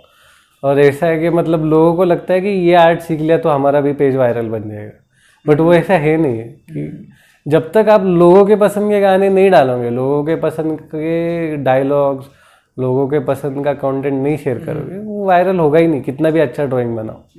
आपको डर नहीं लगता कोई आपका स्टाइल कॉपी कर लेगा? अगर किया भी तो वो मेरे लिए ही अच्छा होगा, क्योंकि फिर मुझे वो पुश करेगा कि मैं और अच्छा बनाऊं। राइट। अभी जैसे मैं खुद अभी सिखाता हूँ लोगों को। मैं ट्यूटोरियल्स लेता हूँ और मैं एकदम डिटेल में बताता हूँ कि कैसे रील्स बनाने में। अच्छा, कल आई थिंक आपका मेरा कल परसों है वो भी लाइव। वो क्या होता है? मैं कुछ नहीं, जो बच्चों को सीखना है कि मैं कैसे बनाता हूँ, मैं उनको सिखाता हूँ पूरा। So it is a course, एक ट्यूटोरियल बोल सकते हो उसको, लाइव। और कितने दिन में वो हो जाता है? वो 2 दिन में एक 6 घंटे का, मतलब 2.5 घंटे के 2 सेशंस होते 2 दिन में। 5 घंटे और फिर 1 घंटा उसके बाद में मेंटरिंग है वो, तो उसमें हो जाता है फिर वो। और जैसे फिर वो लोग मेरे जैसे कंटेंट बनाना स्टार्ट करते हैं, फिर मुझे प्रेशर आता है कि अभी कुछ अलग करना पड़ेगा। तो जैसे फिर आप अगर मेरा पेज देखोगे फर्स्ट रील से, तो फिर आपको समझेगा कि चेंज कितना हो गया अभी तक। और अगर ये लोग नहीं सीखेंगे तो फिर जो मैं आज कंटेंट बना रहा हूँ वही आपको 1 साल बाद भी देखना पड़ेगा। राइट। फिर ना उसमें आपको मजा है, ना फिर मेरे को उसमें मजा है। तो कोई हो जो पीछे भागे ताकि मैं आगे जाऊं, ऐसा उसके पीछे। और सबको ही करना चाहिए। रेस, कंपटीशन अच्छी है, अच्छी चीज है, मैं तो एंजॉय करता हूँ। सुपर। और ये जो आपके पास सीखने को आते हैं वो एज ग्रुप क्या रहेगा? वो 18 से 24 इसके बीच में आता है। कोई होते हैं उसके ऊपर। अभी एक थे जो 42-43 के भी थे। और उनको ये टूल्स आते हैं? टूल्स बेसिकली टूल्स सभी सीख जाते हैं, टूल्स का ऐसे है नहीं। मतलब मैं उनको सिखाता हूँ कि एक कैरेक्टर का फेस या उसकी बॉडी कैसे ड्रॉ करनी है, फिर उसको कैसे मूव करना है। क्योंकि नेक को आप इधर से मूव नहीं कर सकते, इधर से मूव करना होता है ताकि वो एक जेन्युइन लगे मूवमेंट, तो मैं वो सब सिखाता हूँ। बट होता कैसे कि वो सीखने के बाद वो लोग क्या करते हैं, उनके जो पसंद के गाने या उनके जो पसंद के डायलॉग्स है, उनके जो पसंद का कंटेंट है, उसी को वो एनिमेट करके इंस्टाग्राम पे डालते हैं, होपिंग कि वो वायरल हो। ऐसा नहीं होता, ऐसा नहीं होता। इंस्टाग्राम का सैड ट्रुथ बताइए कि वो लोगों को जो पसंद है, जो ट्रेंडिंग है, वही आपको डालना है। You have no other option कि मतलब मैं मेरे पसंद का डालूंगा लोग देखेंगे, होता ही नहीं है। आप देखो रील्स सेक्शन में जाके लोग कौन से ऑडियो पे गाने बना रहे, कौन सा चल रहा है, किसको पे देखना रील्स का बटन दबाओ, रील्स आते हैं लोगों के, जो रील्स सबको, जिसको सबसे ज्यादा कंटेंट पे एंगेजमेंट चल रहा है, कमेंट्स चल रहे हैं, लाइक्स चल रहे हैं, वो सारे ऑडियोज बाहर निकालो, उसमें देखो कि आपको क्या बनाना है, क्योंकि वो ऑलरेडी लोगों को पसंद है वो गाना, और फिर उसमें कुछ अच्छा बनाओ। और ऐसा नहीं है इंस्टाग्राम पे कि आपने आज पोस्ट डाला फिर कल आप वायरल हो गए। उसके पीछे 2-3 महीने आपको कंसिस्टेंटली डालना पड़ता है। बीच मैंने तो जब तक मेरे 2-2.5 लाख फॉलोअर्स नहीं हुए थे तब तक मैंने मेरा फेस भी नहीं दिखाया था, स्टोरीज में भी नहीं, पेज पे भी नहीं, कुछ अलग नहीं, सिर्फ रील्स, क्योंकि लोग आ रहे हैं रील्स देखने के लिए, मुझे देखने के लिए। आपका मैं देख रहा था हाँ, तो लोगों का तो लोगों का ऐसे है ना कि थोड़े भी आ गए 5-6 हज़ार फॉलोअर्स कि वो इन्फ्लुएंसर बनना स्टार्ट करते हैं, तो फिर उसके चक्कर में होता है कि एंगेजमेंट कम हो जाता है। आप पहले एक बेस बनाओ, लोगों को पहले आप अपने आर्ट में इन्वॉल्व करो। जब लोगों को खुद को क्यूरियोसिटी होगी अरे ये है कौन, तब वो खुद पूछेंगे अरे आप हो कौन, तब बताओ। ऐसा मत करो कि फिर मतलब मैं क्रीम भी उसमें डालूं, मैं कोई एक प्रोडक्ट लेके फिर उसका एडवर्टाइजमेंट करूं। मैंने तो मतलब पहला मेरा जो पेड रील था वो मैंने 3-4 लाख फॉलोअर्स के बाद मैंने पोस्ट किया। पहले भी आते थे बट मैंने कभी लिए ही नहीं, क्योंकि मुझे पहले एक ऑडियंस बनाना था बेस। लोग उधर ही फंस जाते हैं कि जितना जल्दी उनको कोई मिलता है वो ले लेते, फिर एंगेजमेंट नीचे जाता है, फिर वो उठाना बहुत मुश्किल है। एक बार आप बेस बनाओ, फिर आप जाके आपको जो करना है, वो पेशेंस होना चाहिए, कंसिस्टेंसी। बातों से है ना ऐसा लगता है कि ना आपने ना बहुत मतलब ये फील्ड में ऐसे काम किया है, बहुत सालों का कुछ काम नहीं किया है, मतलब इतना डीप नॉलेज है आपको, आपके जो बातों से समझ में आता है। एक्चुअली ये कॉमन सेंस की बात है। मतलब आप सोचो, अगर आप क्यों एक पेज को फॉलो करोगे, आप बताओ कि एक पेज को आप क्यों फॉलो करोगे? तो मुझे जो पसंद है वो चीज़ है, वही। अभी उसके बीच में अगर मैंने बहुत ज़्यादा एड्स डाल दिए या मैं खुद का चेहरा आपको हर एक पोस्ट के बाद मैं दिखा रहा हूँ, तो कहीं ना कहीं फिर आपका उस पर इंटरेस्ट चले जाएगा। आपको क्या करना है, अगर मैं ये पेज खोलूंगा तो मुझे ये कंटेंट, ये टाइप का कंटेंट मिलेगा। जब आप श्योर हो गए आप उसको फॉलो करोगे, फिर दोस्तों के साथ शेयर करोगे, धीरे धीरे फिर आपको वो क्यूरियोसिटी बढ़ेगी कि अरे ये कौन है, ये कौन है, इसके पीछे एक टीम है या एक बंदा है, क्या है। तो फिर उस क्यूरियोसिटी में you can show your self, फिर थोड़ा थोड़ा प्रमोशंस करो। मैं तो प्रमोशन करने के लिए भी गाने भी ऐसे ही चूज करता हूँ जो वो पेज के साथ जाए। मतलब बहुत ज़्यादा गाने आते हैं कि प्रमोशंस के लिए, बट मैं पोस्ट ही नहीं करता हूँ, क्योंकि मेरे पैसों के चक्कर में मुझे वो वाइब खराब नहीं करना। और एक तो गाने ऐसे होती चीज़ है कि अगर मैंने आपको गज़ल सुनाना स्टार्ट किया, बीच में ही मैंने एकदम एक लाउड या कोई ऐसा लाउड गाना डाल दिया, रैप, तो फिर आप बोलोगे अरे ये क्या हो गया मेरे साथ। तो इन फ्यूचर समझो डिवाइन ने आपको कुछ फॉलो करना, लाइक करना तो छोड़ो, वो गाली देके चला जाएगा वो। तो इन फ्यूचर अगर समझो डिवाइन ने आपको बोला कि मेरा एक कर दे, मतलब वो उनका अलग जॉनर है, ऐसा नहीं कि वो गाने गंदे। बट अभी मेरे पास हुआ क्या है कि पहले से जो मैंने वाइब क्रिएट किया ना, अभी उसके बीच में उल्टा मुझे पसंद है वो सारे गाने। डिवाइन के भी गाने पसंद है, मैं बादशाह के भी गाने सुनता हूँ, मैं सबके गाने सुनता हूँ, मुझे सब पसंद है, खुद को पसंद है। मैं वही तो बोल रहा हूँ, खुद के पसंद के नहीं डालने उसमें। अभी मुझे वो इतने पसंद है, बट मैं कभी कभी लगता है कि मैं डालूं क्योंकि मुझे पसंद है उनका, बट मैं नहीं कर पाता हूँ, क्योंकि फिर मेरे पेज का छोड़ो, उनके गाने को लोग ट्रोल करेंगे जो वो डिजर्व नहीं करते, क्योंकि उनके गाने हैं अच्छे। अभी गानों के ऊपर तो आ गए, तो what are your feelings about KK? अरे 2-3 दिन से उससे बाहर ही नहीं है। मतलब अभी तो ऐसे लगता है कि मैं सो के उठूं और फिर पता चले कि अरे ये सपना था, ऐसे कुछ नहीं हुआ। क्या है इसके वो पीछे? पुणे में आए थे लास्ट मंथ पुणे में आए थे, मैंने मिस किया उनका कॉन्सर्ट। मतलब मैं जाने वाला था पुणे या मुंबई में, लेकिन पास में ही था। मेरे दोस्तों ने भेजा था कि चलो हम लोग जाएंगे उनके कॉन्सर्ट को, और मैं बोला अरे बाद में जाएंगे, अभी बहुत टाइम है। अभी मैंने फिर वो मिस किया, इतना मुझे बुरा लग रहा है उस चीज़ का कि मैंने मिस किया। बट उनके गाने ऐसे ना कि आप सर्च करो, के डालो, कोई भी गाना आप उनका प्ले करो, ऐसे गाने हैं ना, जेम है, 101 जेम, उनकी आवाज़ में ही था। मुझे तो लगता है कोई भी गंदा गाना उनसे गवाया होता वो हिट हो जाता है। एक आवाज़ में ही चीज़ होती है। उनके पहले देखो ना, फिर बपीदा भी गए, उनके पहले लता दीदी वो भी गए। उनका तो उम्र था इसलिए, बट फिर भी मतलब ये इस स्पेस में वो सब सारे के सारे लेजेंड्स ही थे। उनके स्पेस में वो कोई भी उनसे आगे नहीं था। बराबर। फर्स्ट पेमेंट आपका इंस्टाग्राम थ्रू कब आना शुरू हुआ था, मतलब ईयर या फिर? इंस्टाग्राम कोई ऐसा डायरेक्टली पैसा नहीं भेजता है। हाँ। जैसे यूट्यूब देता है आपको, एड्स के थ्रू ही पैसा मिलता है। बट ऐसे होता है कि उनके एक सर्वेस चलते हैं इंस्टाग्राम के, या मतलब थर्ड पार्टी सर्विस होते हैं जिसपे वो पूछते हैं कि इंस्टाग्राम को और बेटर कैसे करें। तो उसमें अगर आप पार्टिसिपेट करते हो तो उसको आपको कुछ $100 $200 का उसमें कुछ रिवॉर्ड होता है। वो सिर्फ आप शॉपिंग के थ्रू ही उसको निकाल सकते हैं, ऐसा नहीं कि वो उसका कैश किया। वो एक पार्ट वो मेरा सबसे पहले था, उन $100 या $150 कुछ मिला था। बट वो भी मुझे, मेरी एक बहन है यूएस में, निकी करके, उसको देना पड़ा क्योंकि वो इधर रिडीम ही नहीं हो रहे थे। तो मैं बोला जाने तो इसके चक्कर में, ताकि उसकी भी शादी हुई थी तो उसको मैंने वो गिफ्ट किया था।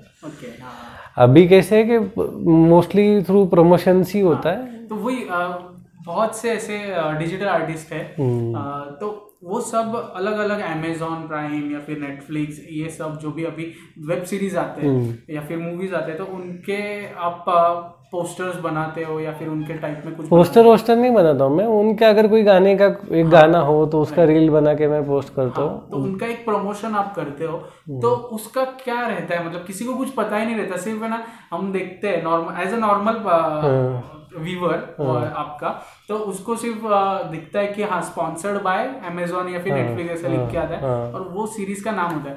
उसके पीछे लोगों को पता ही नहीं है कि कितना पेमेंट मिलता रहेगा। पेमेंट तो ऐसा मतलब ऐसी चीज है कि क्लाइंट टू क्लाइंट भी डिफर करती है, पेज टू पेज भी करती है। पेज में किस टाइप का ऑडियंस है उसके ऊपर भी डिफर करता है। मतलब ऐसा है कि 2 मिलियन फॉलोअर्स हो लेकिन उसका कोई टारगेट ऑडियंस मैच नहीं करता हो वो सीरीज के साथ, तो फिर वो उतना पेमेंट नहीं मिलेगा। जितना अगर मेरे पास 1 लाख फॉलोअर्स है फिर और वो टारगेट ऑडियंस एकदम मैच कर रहा है तो शायद ज़्यादा मिले। तो वो ऐसा नहीं है कि उसको एक कोई फिक्स ब्रैकेट है या ऐसा है, बट वो कंपनी बताती है कि आप इतने में कंफर्टेबल हो क्या, फिर आप बोलते हो अरे नहीं इतना, तो बेसिकली वो उसमें ही चले जाता है। और फिर जो इंडस्ट्री स्टैंडर्ड होता है वो सबको मिलता है। कोई आर्टिस्ट बहुत ज़्यादा लेते हैं जिनके फॉलोअर्स कम हो, क्योंकि फिर उनका रीच एकदम टारगेटेड होता है। और कोई मीम पेजेस ऐसे 10-10 मिलियन फॉलोअर्स है बट 1,500-2 हज़ार रुपये में भी प्रमोशन कर देते हैं। तो ये टारगेटेड फॉलोअर्स कौन डिसाइड करता है? अभी जैसे मैं सिर्फ बॉलीवुड सॉन्ग्स करता हूँ तो बॉलीवुड सॉन्ग्स के लिए मेरा टारगेटेड ऑडियंस, बट मैं अगर कोई क्रीम का ऐड करूँगा, मैं कोई जैसे जूतों का करूँगा तो फिर वो चलेगा ही नहीं, तो मैं लेता ही नहीं हूँ। क्योंकि मुझे पता है अगर उन्होंने पैसा भी दिया तो भी उनका ऐड चलेगा नहीं मेरे पेज, तो उनका ऐड नहीं होगा, उल्टा ट्रोल होगा। तो मैं बोला उससे अच्छा कि ये करेंगे ही नहीं, सिर्फ बॉलीवुड पे ही फोकस करो अभी। बाद में अगर मेरे दिमाग में है कि मैं कुछ अलग पेज बनाऊं कि जिसमें रीजनल सॉन्ग्स भी होंगे, या जैसे पिक्चरी होगा सिर्फ रैप के लिए या लाउड म्यूजिक के लिए, तो ऐसे दिमाग में है मेरे कि उस पे पिक्चरी क्रिकेट होगा कि जिसमें क्रिकेट के जो मोमेंट्स होंगे उसमें फिर वो करेंगे, ताकि फिर वो एक अलग अलग प्लेटफॉर्म्स में अलग अलग टाइप के एड्स रन हो सके। बेसिकली ऐसा ही होता है कि एड्स कैसे रन हो पाएंगे उसके हिसाब से अभी कंटेंट मैनेज करना पड़ता है। क्या बात है। एक्चुअली मैं ये क्यों पूछ रहा था, मोस्टली आप बिजनेस माइंडेड हो, आपको फटाक से समझ में आएगा। ऐसे थंबनेल ज्यादा क्लिक होते हैं जहाँ पर कोई बंदा रहता है उसके बाजू में लिखा हुआ रहता है ही अर्न $100,000 ऐसा। वो शायद YouTube पे पॉसिबल है। इंस्टाग्राम पे ऐसा कोई नहीं, इंस्टा पे तो दिखने को भी नहीं मिलता ऐसा thumbnail। नहीं, लेकिन अभी है ना इंस्टाग्राम पे भी you can earn 550 lakhs with Instagram, ऐसे है पोस्ट है। नहीं 10,000 का मैं बोल रहा नहीं नहीं, वो है अभी अभी वो चालू किया है लोगों ने कि 10,000 कमाओ, 15,000 कमाओ, बट वो ऐसा होता नहीं है। It's very difficult. राइट, तो मैं ऐसा सोच रहा था कि आपका ऐसा थंबनेल, क्योंकि आपका बहुत ही ड्रास्टिक ग्रोथ है, तो ऐसा है ना, मतलब अगर थंबनेल करना ही है तो $100 से अच्छा है ना कि कितने फॉलोअर्स है, कितना उसी टाइप वो any kind of number, big amount of number. अभी उसमें कैसा है कि वो मेरे लिए ज्यादा रिवॉर्डिंग है पैसे से ज्यादा, क्योंकि पैसा तो इतना मतलब सफिशिएंट आता है। अभी मेरी जरूरत भी बहुत कम है। ऐसा नहीं है मेरा कि मुझे पार्टी करना है, बहुत महंगे कपड़े लेने हैं, ऐसा नहीं है मेरा। सिंपल काम होता है अपना। तो मुझे ऐसा नहीं है कि इतना पैसा चाहिए, जितना आता है मतलब मैं उसमें खुश हूँ। बाकी मैं इसमें खुश हूँ कि लोग एंजॉय कर रहे हैं, लोग जुड़ रहे हैं। वो है। क्योंकि पैसा ही कमाना होता तो फिर मैंने अभी तक ऐसे गाने डाल लिए होते कि पेज बंद हुआ होता। अभी रिसेंटली बियर बाइसेप का मैंने एक रील देखा, उसमें उसने कहा था कि कोई तो एक एक्ट्रेस थी, उसको आई थिंक अभी ये पांडे, अनन्या पांडे का एक रील था उसके साथ। तो आई थिंक उसने वहाँ पे उसको कहा कि मेरे शो का नाम ही, मतलब उसका चैनल का नाम बियर बाइसेप है, तो बियर बाइसेप के वजह से उनके पास बहुत से एड्स आते हैं प्रमोशन के बियर वाले, तो बियर वाले ना सबसे ज्यादा पे करने के लिए रेडी होते हैं, पर वो उन्होंने ऐसे ही बना के रखा है स्टार्ट टू एंड के नहीं करेंगे। तो ये एक जॉनर है कि उसमें बहुत ज्यादा सबका अलग अलग होता है, सबका अपने अपने जॉनर के हिसाब, सबके प्रिंसिपल्स अलग होते हैं। कभी ऐसा फील हुआ है, मतलब आप कभी कहीं पे बाहर गए हो, फ्रेंड्स सब आर्टिस्ट है आपके आजू बाजू में, और आपको क्रिटिसाइज किया गया हो कि भाई तू आर्ट फील्ड का नहीं है, ये सब डिजिटल करता है और उस वजह से वो फेमस हो रहा है, ऐसे कभी क्रिटिसाइजेशन का फेस किया है? पर्सनली एकदम सामने किसी ने नहीं बोला, बट पीछे से नहीं मैसेज में बोलते हैं डायरेक्टली, बट ऐसे सामने कहीं ऐसे किसी ने नहीं बोला, बट बोलते हैं, मतलब मुझे मैसेजेस आते हैं और मैं खुद उसको एक्सेप्ट करता हूँ कि मेरा बैकग्राउंड है ही नहीं इस चीज़ का। मुझे पता है कि इंडिया में मेरे से बहुत अच्छे आर्टिस्ट है, मैं खुद बोलता हूँ कि आओ सामने स्टार्ट क्रिएटिंग कॉन्टेंट, डरो मत, क्योंकि वो डर ही ऐसी चीज है ना कि होगा वायरल नहीं होगा, उसके चक्कर में नहीं करते है। बहुत लोग हैं यार, बट वो ऐसा होता है जो एग्जीक्यूट करता है उसको मिलता है। अभी उसमें ऐसे नहीं बोल सकते कि अभी मैं खुद बोलता हूँ कि नहीं है, मतलब मैं आज भी यूट्यूब वीडियोस देख के सीखता हूँ। अभी मैं एडोबी के सॉफ्टवेयर सीख रहा हूँ, तो मैं ट्राई करता हूँ कि मैं मेरे रील्स में उनको यूज़ करूँ। धीरे धीरे मुझे वो 3D का भी सीखना है कुछ, कि ताकि मैं उसको भी यूज़ कर पाऊँ। तो वो प्रोसेस है। अभी बोलते हैं लोग तो बोलेंगे। नहीं, एक्चुअली बड़े बड़े आर्टिस्ट को भी क्रिटिसाइज किया जाता है। कोई मतलब सुनता नहीं, अगर वो क्रिटिसिज्म अगर सही है तो मुझे बुरा भी नहीं लगता है। अगर वो गलत होता कि अरे तो बहुत ही घटिया बनाता है ये वो, तो फिर थोड़ा बुरा लगेगा। बट अगर ऐसा बोला कि अरे तेरा बैकग्राउंड नहीं है तो फिर भी ऐसे ही हो गया, तो वो सही चीज़ है ना, तो उसमें मुझे ऐसा बुरा अच्छी हाँ हो गया। अभी मैं क्या करूँ, मैं हो गया अभी। इंस्टाग्राम के लाइक्स और फॉलोअर्स आपको मोटिवेट करते हैं, मतलब आपको अच्छे लगते हैं वो? पहले बहुत ज़्यादा लगते थे। मतलब रील पोस्ट करने के बाद 1-2 घंटा में सिर्फ दिखता था कि कितने लाइक्स हुए, क्या हुआ। हर बार खोल के देखो कितने लाइक्स, कितने शेयर्स, कितने फॉलोअर्स, यही देखता था सिर्फ। बाद में मुझे रियलाइज़ हुआ कि ये ट्रेंड के ऊपर चलता है सब, इसमें ना मेरा कुछ आर्ट का लेना देना है ना, मतलब मैं कितना मेहनत उसमें जिस रील पे सबसे ज़्यादा मेहनत करता हूँ वो नहीं चलती। और जो ऐसे लगता है कि अरे ये करना है सिर्फ आज 1 घंटे में ख़त्म करके पोस्ट करो, उसको मिलियंस में व्यूज़ 1-2 दिन में ही आते हैं। तो जैसे अभी बीच पे थे वो अली जफर जी का क्यों किया था झूम, वो हार्डली मैंने आधे घंटे में किया था रील, और उसको 2 दिन में 3-4 मिलियन व्यूज़ हो गए थे। अभी तो शायद 10 मिलियन भी वो क्रॉस किया। और जिसमें मैंने सबसे ज़्यादा मेहनत की थी जो थी यूं ही चल रहा है शाहरुख खान और वो मकर जी का, तो वो चला ही नहीं बिल्कुल भी। तो होता है ऐसे। अभी क्या चलो ऑनेस्ट आंसर्स आ रहे हैं, तो वही एक अच्छी बात है कि भाई रियल आर्टिस्ट का जो पॉडकास्ट जो बनाने का कोशिश है तो वही मेंटेन हो। मैं तो खुद को आर्टिस्ट बोलता भी नहीं, तो डिजिटल क्रिएटर बोलता हूँ। आर्टिस्ट वो होता है कि जो बिल्कुल इमेजिनेशन से ही कुछ अलग बनाए। अभी जैसे मैं क्या करता हूँ कि कोई आर्टिस्ट है, ऑलरेडी सिंगर है, एक्टर है, उनके ड्राइंग्स बना के मैं पोस्ट करता हूँ। मतलब मैं मेरे इमेजिनेशन से कोई अलग ही कैरेक्टर नहीं क्रिएट कर रहा हूँ। अगर कोई ऐसा आर्टिस्ट हो कि जो खुद के इमेजिनेशन से एकदम अलग ही कुछ क्रिएट करे यूनिक, तो वो आर्टिस्ट है।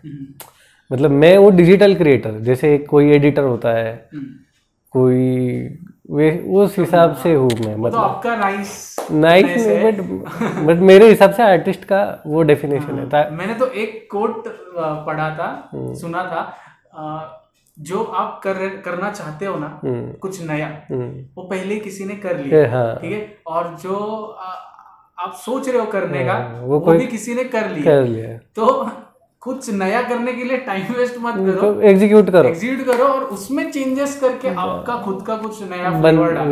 वैसे ही होता है वो, वैसे ही होता है। मतलब मुझे याद है, मैंने जब पहला वो पोस्ट किया था ZNMD का, 2 दिन के बाद मैंने सेम रील देखा था किसी और पेज पे विथ गुड ग्राफिक्स, मेरे से अच्छे ग्राफिक्स। क्योंकि कोई एक अच्छा ग्राफिक डिजाइनर होगा जिसने वो देखा होगा, जिसको वो आइडिया पसंद आया होगा, उसने वो पोस्ट किया था। सही है। तो आपके जैसा सेम टू सेम बनाने वाले अभी एग्जिस्ट करते हैं क्या? हाँ है। काफी अच्छे, उनको भी फॉलो अच्छे मतलब मैंने तो देखा नहीं कि बहुत चीज ज्यादा हो, डिजर्विंग मेरे से अच्छे है। जैसे एक अनन्या इलस्ट्रेट्स करके, इलस्ट्रेशन पे अनन्या ऐसे कुछ पेज है, तो वो मेरे से बहुत अच्छी आर्टिस्ट है वो लड़की, बट उसके फॉलोअर्स बढ़ ही नहीं रहे। शायद मे बी वो कंसिस्टेंट भी नहीं है। मतलब मैंने बोला भी था कि कंसिस्टेंटली करो पोस्ट, बट अगर वो कंसिस्टेंटली कभी ट्राई करे पोस्ट करना, तो आई एम श्योर कि वो मेरे से बहुत आगे रहेगी। Do you reply your? मैं सबको ट्राई करता हूँ करना, बहुत ही अगर कोई मुझे ट्रोल करे तो मैं नहीं करता हूँ, बट मैं ट्राई करता हूँ कि जिसको हो पाए मैं करता हूँ रिप्लाई। ऐसा नहीं, अभी लोग बीच में बोलना चालू किए थे कि सिर्फ लड़कियों को रिप्लाई करता है, फिर मैं बोला अरे अगर लड़कियों के आप DMs देखोगे ना कैसे होते, वो एकदम पूरा पैराग्राफ लिख के भेजती है कि इतना अच्छा है ये वो, तो आप उसको इग्नोर ही नहीं कर सकते। कोई अगर लाइक्स बिग पैराग्राफ्स ऐसे नहीं बिग, बट कोई मतलब रिप्लाई करने के लिए भी कुछ तो होना चाहिए ना। अभी हाय डालोगे तो मैं उसको कैसे रिप्लाई करूँ? अभी हाय को मैंने रिप्लाई किया तो बाद में कहाँ जाएगा वो कॉन्वर्सेशन? तो ऐसा नहीं है कि मैं लड़कों को भी बहुत ज़्यादा करता हूँ रिप्लाईज, बट लड़कों को ऐसे लगता है जनरली कि मैं नहीं करता हूँ, क्योंकि फिर वो क्या करते हैं हाय डालेंगे। मैंने ट्राई भी किया है उनको रिप्लाई करना, जैसे मैं हाय बोलता हूँ ना, बोलेंगे अरे सर अब बहुत घटिया गाने बना रहे हो, अलग बनाओ अभी तो फिर होता है अरे मैंने इसको रिप्लाई क्यों किया, ऐसा फिर मेरे को वो फीलिंग, ताकि पहले ही अगर मुझे इंटेंशन समझ आए किसी के DM से। NFT के बारे में कभी कुछ? हाँ, NFT का अभी है एक पाइपलाइन में मेरे दिमाग में, बस मुझे वो बहुत छेड़ी लगता है सब काम कि क्रिप्टो मेरे को कुछ समझ नहीं है उस चीज़ की। बीच में अभी बजट में भी मैंने देखा था कि उसके ऊपर शायद कुछ टैक्स भी आ रहा है, तो मैं वो सब सोच के मैं अभी थोड़ा उसके बारे में पढ़ूंगा और फिर देखूंगा कि अगर उसमें हो सके कुछ। क्या होता है NFT? मतलब मेरे को जितना समझा है उतना बता। हाँ, मतलब ऊपर से ही समझा है कि अगर मैंने कोई ड्राइंग किया, एक आपकी एक वेबसाइट है NFT की, मैंने उस पर वो पोस्ट किया और उस पर किसी ने वो खरीदा, तो उस वेबसाइट पे जो मेरा ड्राइंग है वो उसका ओनरशिप है। मेरे इंस्टाग्राम का पेज पे जो कंटेंट है उसको ओनरशिप नहीं मिलेगा, लेकिन उस वेबसाइट पे जो उसने खरीदा है उसको ओनरशिप मिलता है, वो टोकन फॉर्म में। बाकी और वो बाद में उसको बेच सकता है, उसको कुछ भी। इतना ज्यादा प्राइस कैसे हाई पे वो सब? मेरे हिसाब से तो सिर्फ हाई पे, बाकी कुछ नहीं है। क्योंकि गैरी वी अगर आपको पता ही है तो गैरी वी भी उसको बहुत सपोर्ट कर रहा है NFT होगा। मतलब शायद ऐसा होगा कि मेरे समझ में कुछ कमी हो, उसके पीछे और कोई साइंस हो, लॉजिक हो, बट मेरे को जितना समझा है मुझे तो लगता है कि ये हाइप पे चल रहा है सब।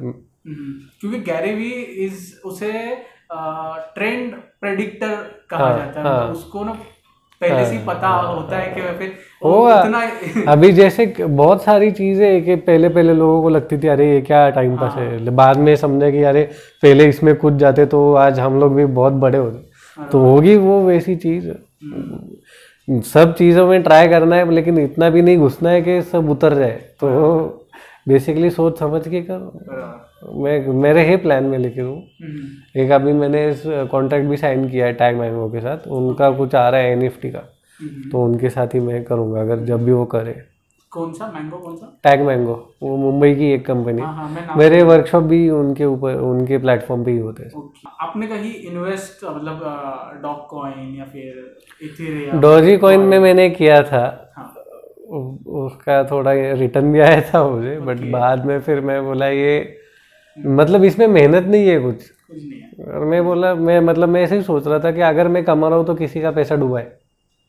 बेसिकली किसी ने पैसा लगाया तब जाके वो बढ़ा है, तब जाके मैंने वो अप्रिसिएशन में लिया है। जब ये गिरेगा तो किसी ने डाला था उसको नहीं मिलेगा। तो मेरे दिमाग में वो तो मॉरली अभी मेरे 2-3 ऐसे प्रिंसिपल्स है कि जो मुझे वो रुकाते। उसके बाद से फिर मैंने वो किया ही नहीं। मैं बोला अगर जिसमें टैलेंट हो कि मतलब किसी काम में अगर वो कि काम से आए, टैलेंट से आए, कुछ बोलने से आए, तो मैं उसमें ज़्यादा बिलीव करता हूँ। अभी म्यूचुअल फंड्स और वो सब भी मतलब मैं देखता हूँ अच्छा है वो सब। इवन क्रिप्टो करेंसी अच्छा है, लोग इन्वेस्ट करते हैं ट्रेंड्स देख के, उसके पीछे भी साइंस है कि ट्रेंड कैसे जाएगा, कौन कितना खरीदेगा। बट अभी जिसको अकल नहीं है फिर भी वो पैसा कमा रहा है, तो मतलब वो लग के भरोसे चल रहा है, शायद जाए भी कल परसों पैसा। तो अच्छा है कि उसमें पड़े ही नहीं। जिसमें कॉन्फिडेंस है कि अगर मैंने उतना 10,000 रुपये मेरे ऊपर खर्चा किया, मैंने कुछ एक कोर्स खरीदा ताकि मेरा नॉलेज इनहांस करूँ, और फिर मुझे पता है कि वो 10,000 का रिटर्न में मेरे कंटेंट थ्रू ज़्यादा रिटर्न्स ले आऊँगा, तो मैं 10,000 क्रिप्टो में या फिर म्यूचुअल फंड्स में इन्वेस्ट करने से अच्छा खुद भी करूँ कि मैं कुछ नया सीखूँ, नया सॉफ्टवेयर सीखूँ, कुछ नया सॉफ्टवेयर खरीदूँ ताकि अच्छा कंटेंट बने और अच्छे पैसे आए।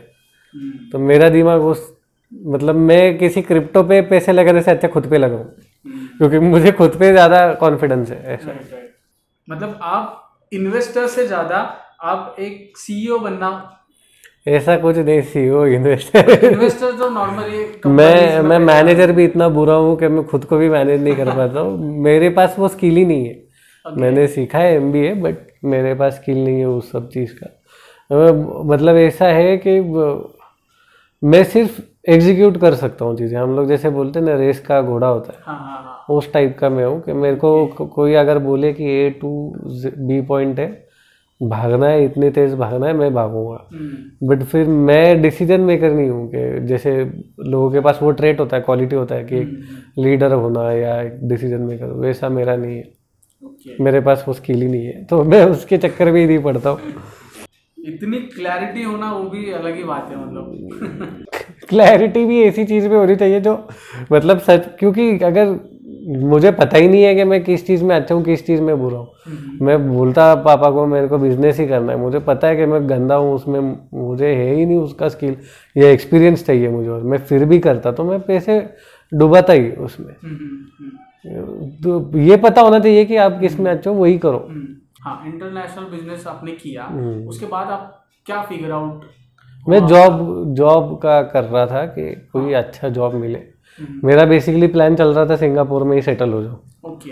बट फिर वो हुआ नहीं, क्योंकि उनके लॉस बहुत ज़्यादा स्ट्रिक्ट है तो नए जॉब्स के लिए, तो आना पड़ा वापस।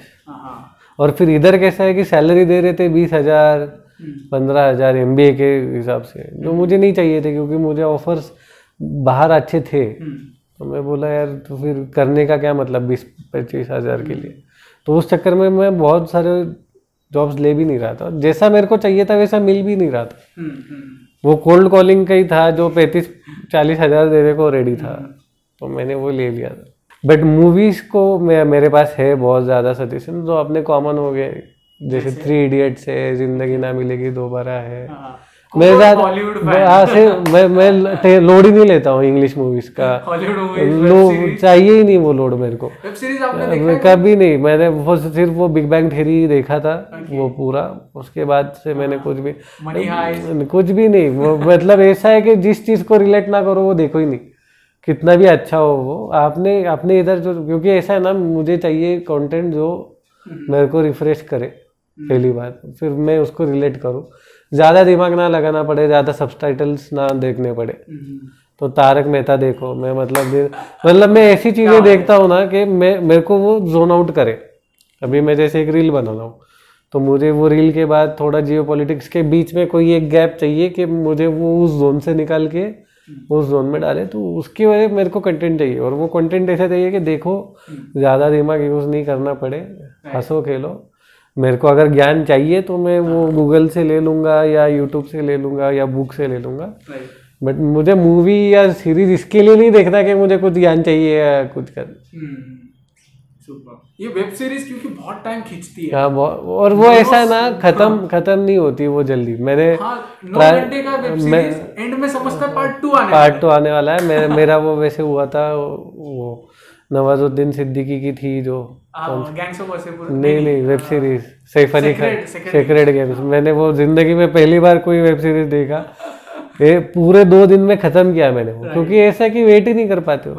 तो मैं बोला ये ऐसे शौकी मत पालो इसके चक्कर में सब काम रह जाए, अपना मूवी देखो 2 ढाई 3 घंटे का। तारक मेहता तो ऐसे उड़ते उड़ते कुछ भी देख लिया, कुछ फर्क नहीं पड़ता, आगे पीछे का कुछ चाहिए ही नहीं उसको कॉन्टेक्स्ट।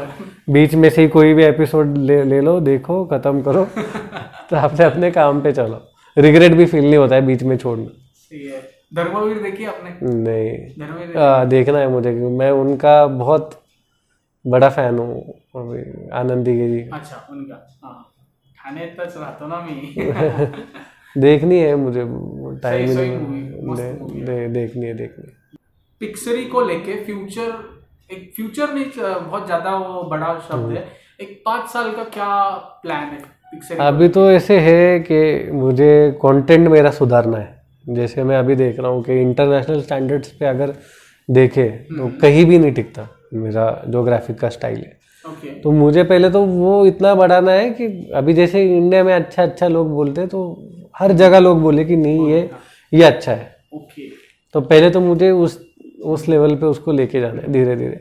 जैसे ही वो उधर जाएगा तो मेरा प्लान है कि मैं एक अच्छी टीम फॉर्म करके एक अलग अलग प्लेटफॉर्म्स क्रिएट करो, जैसे रीजनल हो, क्रिकेट हो, ये इवेंचुअली मेरा सपना है कि मैं एक मूवी बनाऊं, एनिमेशन, एक फुल फ्लेज एनिमेशन मूवी, कि वो स्क्रैच टू एंड मतलब मेरे इधर ही बने। हाँ, ऐसा। तो मेरे दिमाग में वो है कि जो मुझे कहाँ लेके जाना है तो उधर लेके जाना है, बट उसके लिए पहले मुझे मेरा लेवल जो है वो बहुत बढ़ा के अलग अलग प्लेटफॉर्म्स क्रिएट करके फिर वो क्रिएट करना है, ताकि पैसा भी तो चाहिए। बिना पैसे के किसी प्रोड्यूसर को थोड़ी डुबाना है। अभी तो आप सेटबैक तो आ ही नहीं सकता, अभी तो आप बहुत ग्रोथ के लिए साइड में हो। कहीं आप ये भी शायद कुछ टाइम के बाद ये भी देखने को मिलेगा। अभी तो ये जो पिक्सरी का जो अभी अकाउंट है वो बॉलीवुड को रिप्रेजेंट करता है। हाँ। तो शायद बाद में सिर्फ हॉलीवुड का भी हाँ मेरे है दिमाग में आएगा ही।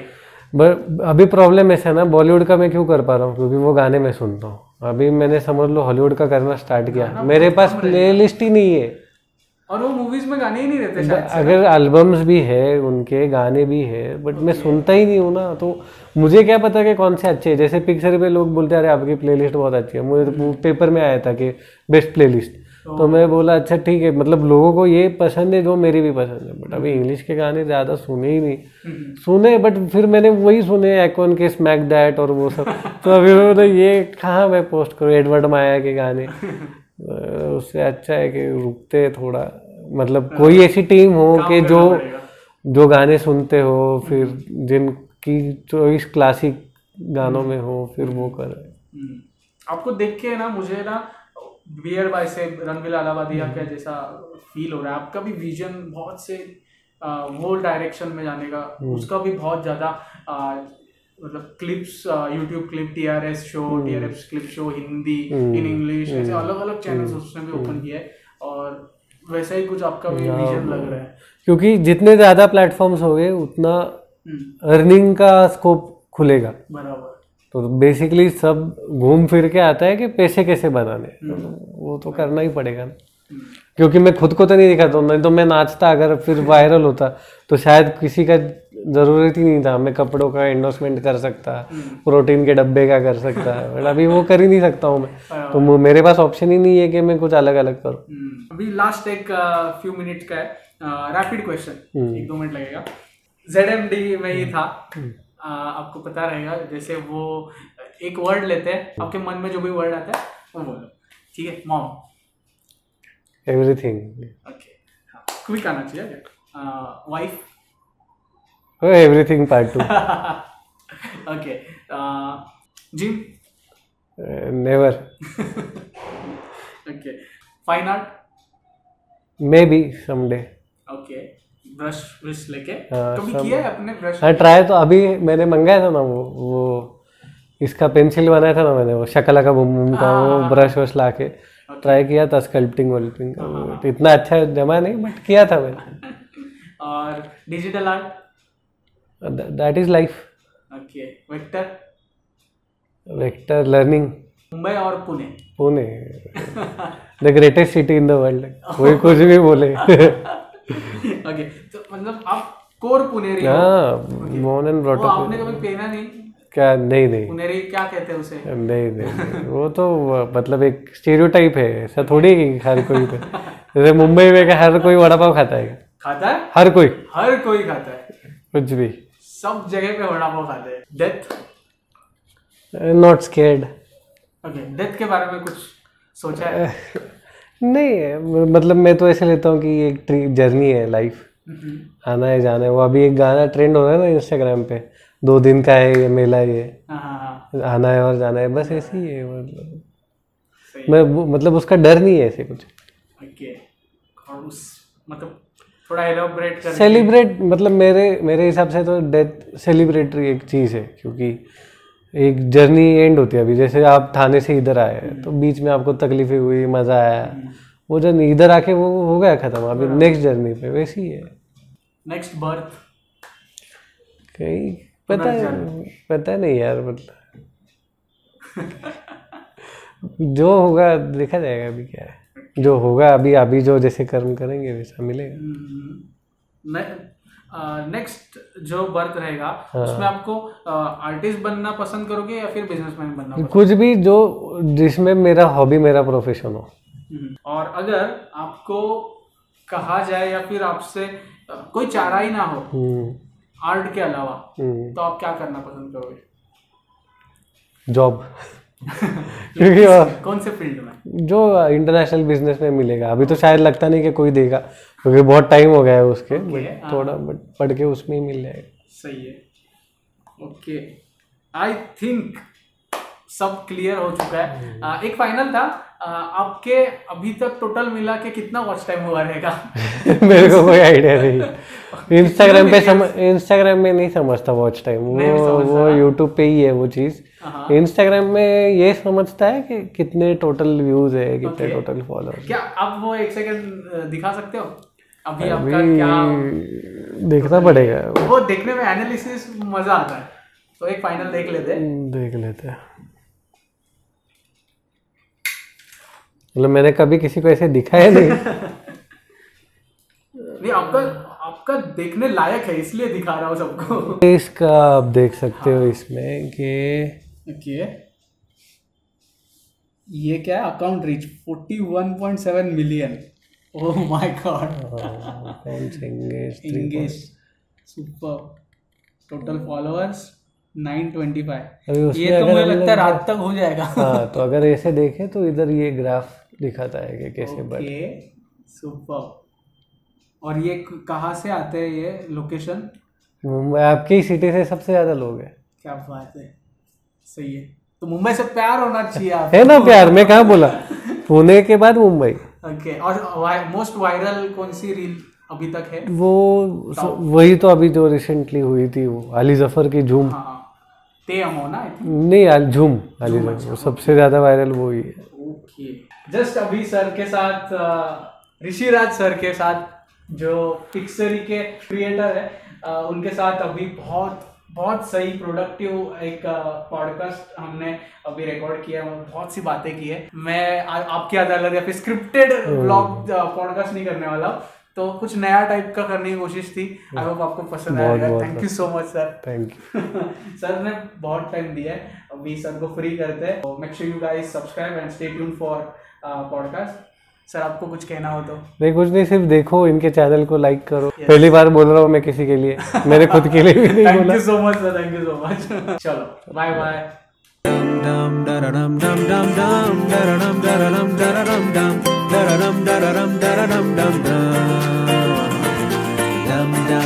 dum dum